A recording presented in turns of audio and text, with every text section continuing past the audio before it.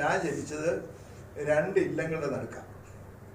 എൻ്റെ നാട്ടിലെ 2 ഇല്ലെന്ന് വെച്ചാൽ ബ്രാഹ്മണ ഗൃഹം ഇതിനാണ്. എൻ്റെ നോവലിൻ്റെ പേര് ഇല്ലം എന്നാണ്. ഈ 2 ഇല്ലത്തിൻ്റെ ഇടയ്ക്കാണ് ഞാൻ ജനിച്ചത്. കാഞ്ഞിരപ്പള്ളി മന, കാവുങ്കൽ മന. ഇല്ലം എന്ന് അവർ പറയും, മറ്റുള്ള ആളുകൾ മന എന്ന് പറയും. രണ്ടർത്ഥം ഒന്ന് തന്നെയാണ്, ബ്രാഹ്മണ ഗൃഹം എന്നുള്ള അർത്ഥം. അപ്പോൾ ഒന്ന് സമ്പന്നമായ കാഞ്ഞിരപ്പള്ളി മന, ആനയൊക്കെ ഉള്ള മനയാണ്. കാവുങ്കൽ മന എന്ന് പറഞ്ഞാൽ എൻ്റെ അച്ഛനൊക്കെ അവിടുത്തെ കൃഷിക്കാരനായിരുന്നു, ദേവസ്വത്തിൻ്റെ ഭൂമി കൃഷി ചെയ്തിരുന്ന ആളിലാണ്.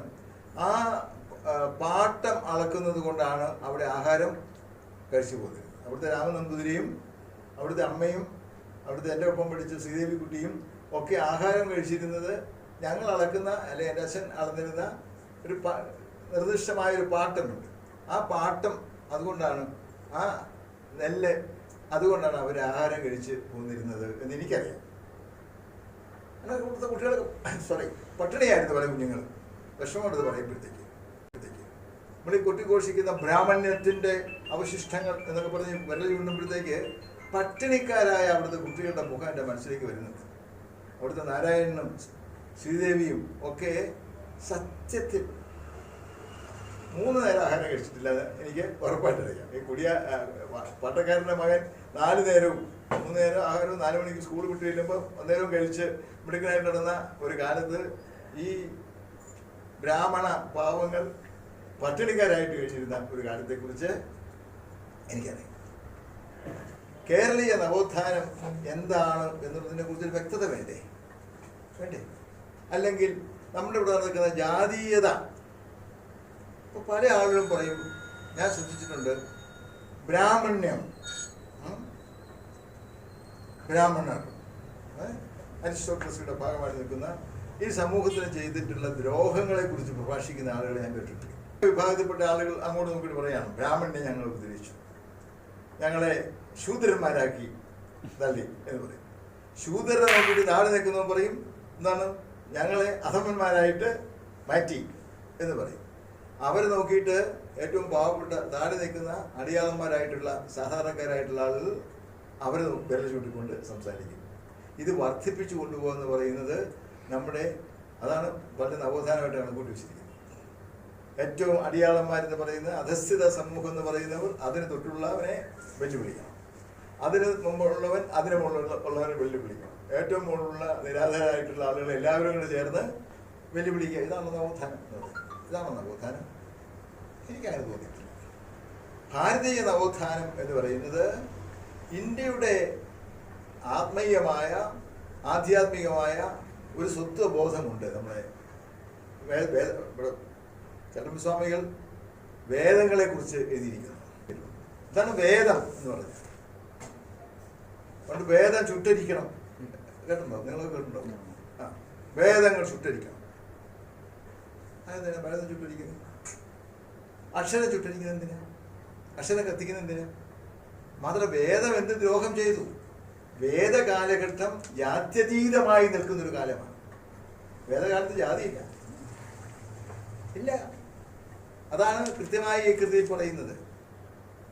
പല തൊഴിലുകൾ ചെയ്യുന്നവർ നമ്മൾ പല പേരിട്ട് വിളിക്കും, പക്ഷെ അതൊരിക്കലും നമ്മുടെ വിശ്വാസത്തെയോ സംസ്കാരത്തെയോ ബാധിക്കുന്ന ഒന്നല്ല. വേദം പറഞ്ഞത് അഹം ബ്രഹ്മാസ്മിൻ എന്നാണ്, ഞാൻ ബ്രഹ്മമാണ് എന്നാണ് വേദം പഠിപ്പിച്ചത്. നമ്മുടെ ചതുർവേദങ്ങൾ മാത്രമല്ല, എല്ലാ സമൂഹത്തിൻ്റെയും ആധാരഭൂമികയായിട്ട് നിൽക്കുന്ന വേദം. ക്രിസ്ത്യാനികൾ പറഞ്ഞ വേദപുസ്തകം എന്നാണ് പറയുന്നത്, യഹൂദന്മാർ പറഞ്ഞ വേദപുസ്തകം എന്നാണ്. കാരണം എല്ലാത്തിൻ്റെയും ആധാരമായിട്ട് നിൽക്കുന്ന വേദമുണ്ട്. ആ വേദം എന്താ പഠിപ്പിക്കുന്നത് എന്നുള്ളത് മനസ്സിലാക്കണ്ടേ? അല്ലെങ്കിൽ വേദത്തെ ആധാരമാക്കി വരുന്ന ഉപനിഷത്ത്, 18 ഉപനിഷത്തുകൾ അല്ലേ, എന്താ പഠിപ്പിക്കുന്നത് എന്നുള്ളത് ഉപനിഷത്തുകൾ നോക്കട്ടെ. എന്തെങ്കിലും തത്വമസി എന്താണെന്ന് മനസ്സിലാവുള്ളൂ. തത്വമസി അത് നീ തന്നെയാണ്. നമ്മൾ പോയി ഇന്ന് ആരാധിക്കുമ്പോൾ എന്താണ്, നമ്മിലൊരു ആന്തരിക ചൈതന്യം കുടികൊള്ളുന്നു. ആ ചൈതന്യത്തെ സമർപ്പിക്കുകയാണ് ചെയ്യുന്നത്. അതാണ് ഭക്തിയായിട്ട് ഒഴുകുന്നത് എന്നർത്ഥം. ഈ ക്ഷേത്രങ്ങളിലും മറ്റ് പൂജനീയ സ്ഥാനങ്ങളിലുമൊക്കെ കുടികൊള്ളുന്ന രൂപവൈവിധ്യങ്ങൾ നമ്മെ ഓർമ്മപ്പെടുത്തുന്നത് നീ തന്നെയാണത്. നീ തന്നെയാണ്, നിന്റെ ആത്മീയതയാണ്, ആത്മവത്തെയാണ്, ആത്മചൈതന്യമാണ് എന്ന് പഠിപ്പിക്കുക. അപ്പോൾ പിന്നെ അവിടെ വിശ്വസിക്കാം, എന്ത് പുതിയ ആശയങ്ങൾ കുഴപ്പമില്ല. പക്ഷേ ജാതിക്ക് അവിടെ സ്ഥാനമില്ല. എന്നാലോചിച്ചു, ജാതിയുടെ പേരിലുള്ള ചേരിതിരിവിന് എന്തെങ്കിലും അർത്ഥമുണ്ടോ അവിടെ?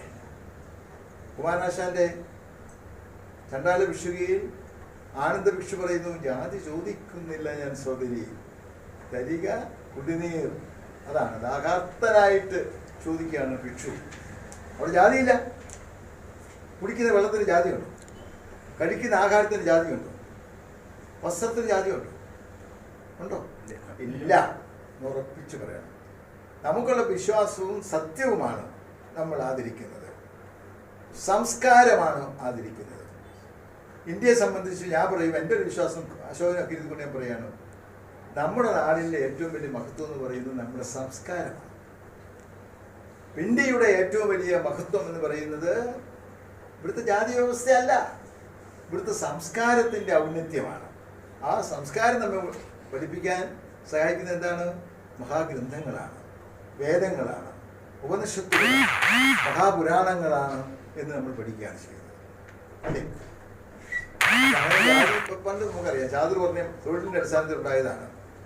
ഓക്കെ, അങ്ങനെ ഭഗവാൻ കൃഷ്ണനാണ്, ഗോപാലകനാണ്. പശുവിനെ മേക്കാൻ നടന്ന അമ്പാടിയിലെ കുട്ടിയാണ് ഭഗവാൻ കൃഷ്ണൻ. അല്ലേ? ഇടയനാണ്. ഇത് തന്നെയാണ് ബൈബിളിലെ ദാവീദ്. ആണ്. കലപ്പ ഊന്നി കൃഷി ചെയ്ത ആളാണ് ബലഭദ്രരാമൻ. അല്ലേ? അല്ലേ? കാർഷിക വൃത്തിയാണ്, വൈശ്യവൃത്തി എന്ന് പറയുന്നത് വേറെ. അപ്പൊ ജാതിയുടെ അല്ല, തൊഴിലിന്റെ അടിസ്ഥാനത്തിൽ ജാതികൾ രൂപം പ്രാപിച്ചു വന്നു. ഒരു ജാതിയും മറ്റൊന്നിനേക്കാൾ വലുതല്ല, അല്ലെങ്കിൽ ഒരു തൊഴിലും മറ്റൊന്നിനേക്കാൾ വലുതല്ല. ആണോ?